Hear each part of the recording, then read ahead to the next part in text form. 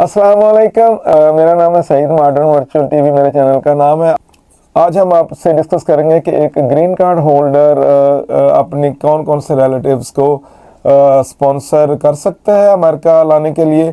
तो इस वीडियो में हम सारी डिटेल तफसील से बताएंगे। आप हमारी वीडियो को मुकम्मल देखिए ताकि आप जान सकेंगे कौन कौन से रिलेटिव और किस प्रोसेस के तहत वो अपने रिलेटिव्स को अमेरिका स्पॉन्सर कर सकते हैं।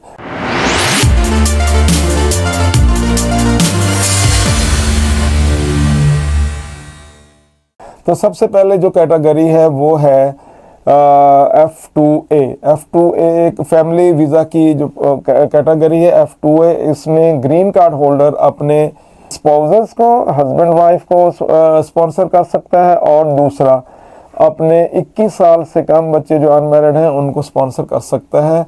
ये आते हैं F2 कैटेगरी में।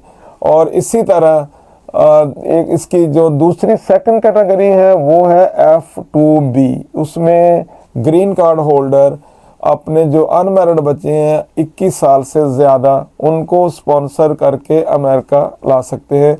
आप सोच लेंगे कि F2A में भी वो बच्चे जो है 21 साल से कम है उनको भी ला सकता है, लेकिन वो भी अनमैरिड होंगे। F2B में भी अनमैरिड बच्चों को, उसमें डिफरेंस सिर्फ ये है कि F2A में जो है वो अनमैरिड होंगे और स्पाउसेस के लिए उसकी जो वीज़ा एलोकेशन है, जो नंबर्स ऑफ वीज़ा हर साल गवर्नमेंट एलोकेट करती है वो डिफरेंट होते हैं। और जो 21 साल से ज़्यादा होते हैं, स्टिल अनमैरिड होते हैं, उनके लिए नंबर्स ऑफ वीज़ा जो एलोकेट करते हैं हर साल वो डिफरेंट होते हैं। तो इसमें जो अनमैरिड 21 साल से कम होते हैं उनका जल्दी नंबर आ जाता है, और जो 21 साल से ज़्यादा होते हैं उनका एक प्रेफरेंस है उसका ना फैमिली वीज़ा की। तो F2A की अलग प्रेफरेंस है, F2B की अलग प्रेफरेंस है। तीसरी चीज़ के जो स्टेप चिल्ड्रन होते हैं, अगर green card holder step children को भी उसी तरह ही कर सकता है अप्लाई, उनके लिए स्पॉन्सर उनको कर सकता है जिस तरह के उसके वो रियल बच्चे होंगे।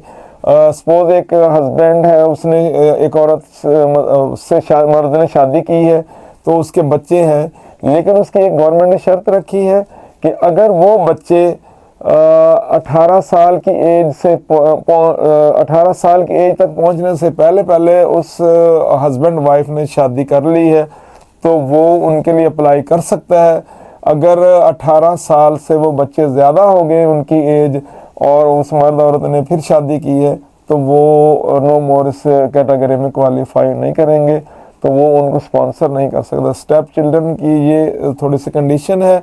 और इसके लिए इस कैटेगरी, ये कैटेगरी F2A और F2B जैसा कि मैंने पहले अर्ज़ की, इसके लिए I-1130 इमिग्रेशन के लिए एक फार्म है। उन जिस रिश्तेदार को वो अप्लाई, जिनके लिए वो करना चाहता है, उसमें इस फार्म के तहत वो अपनी सारी जो डिटेल्स हैं उनमें देंगे और उसको सबमिट करवाएगा।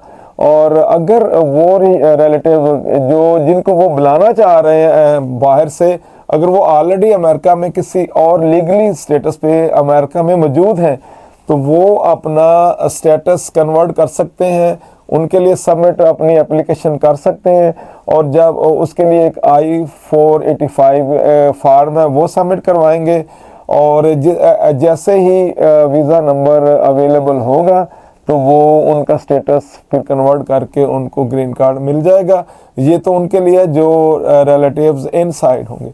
जो आउटसाइड रिलेटिव्स होंगे उनके लिए I-1130 सबमिट करवाएगा इधर अमेरिका में, और इसके लिए अमेरिका में एक प्रोसेसिंग सेंटर बने हुए हैं। सबसे पहले वो उस एप्लीकेशन को प्रोसेस करेंगे और देखेंगे कि क्या क्या चीज़ें रिक्वायर्ड हैं इसके लिए। और उसने जिसने अप्लाई किया है, स्पॉन्सर करना चाहता है अपने रिलेटिव्स को, उसने सारी चीज़ें उसमें ऐड की। उसके लिए जो चीज़ें हैं, एक तो हो गया I-1130 वो फिल करना है। उसके साथ जो ग्रीन कार्ड होल्डर है उसने अपने स्टेटस को क्लियर करने के लिए वो बताना, वो प्रूफ पेश करना है कि मेरे पास ग्रीन कार्ड होल्डर हूँ, वो साथ लगाएगा।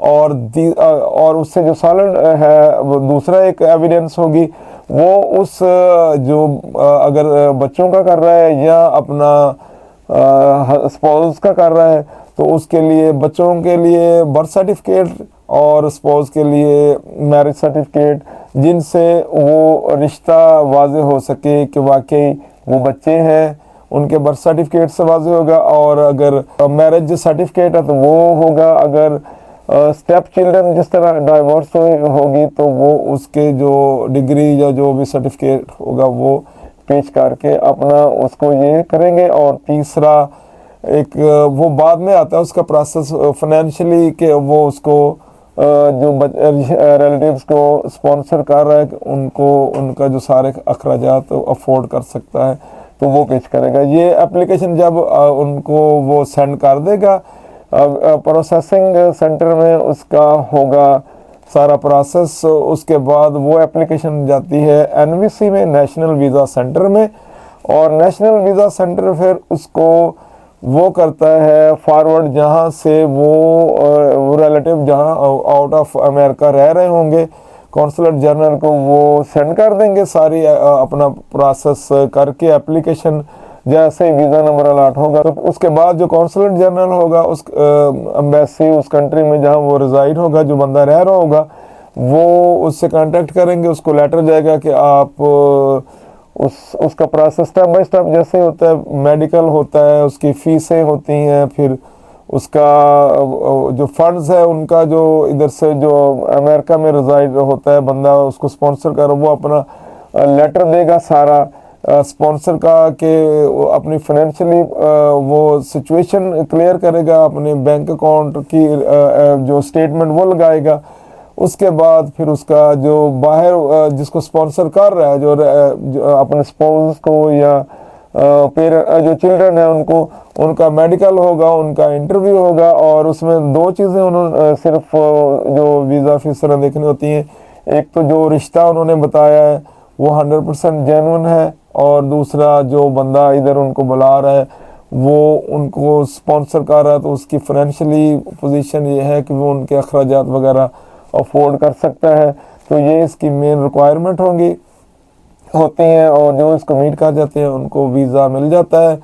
तो वो फिर इधर आके जैसे ही वो इधर अराइव होते हैं, इसका जैसे कि मैंने पहले वीडियो के स्टार्ट में बताया था कि इसकी ड्यूरेशन डिफरेंट होती है, क्योंकि ये आप जो अंडर 21 होते हैं वो तो जल्दी उनका प्रोसेस हो जाता है, लेकिन जो होते हैं F2B में जो आते हैं उनका थोड़ा सा लंबा प्रोसेस होता है, क्योंकि उनको जो वीज़ा नंबर्स एलोकेट होते हैं वो थोड़े से कम होते हैं।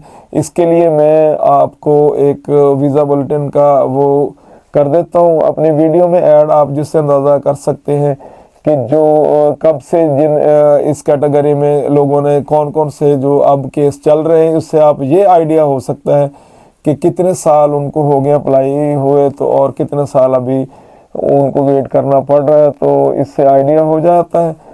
यूएस गवर्नमेंट ने वीज़ा के लिए मुख्तलिफ जोन बनाए हुए हैं, जिस तरह आप देख सकते हैं ऑल चार्जेबिलिटी एरियाज एक्सेप्ट दो लिस्टेड।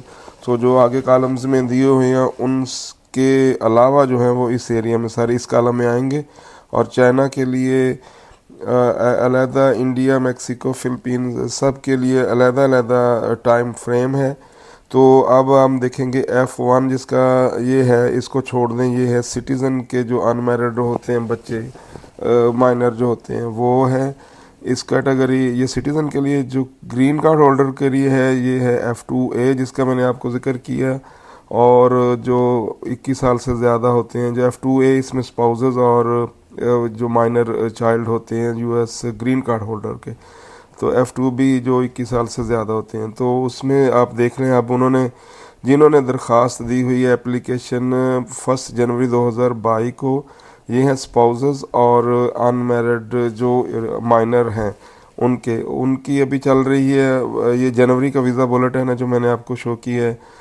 चाइना के जो हैं इस कैटेगरी में 2022 में, इंडिया के और मेक्सिको के जो हैं 2021 के, और जो हैं इसके फिलीपींस के ये 2022 के।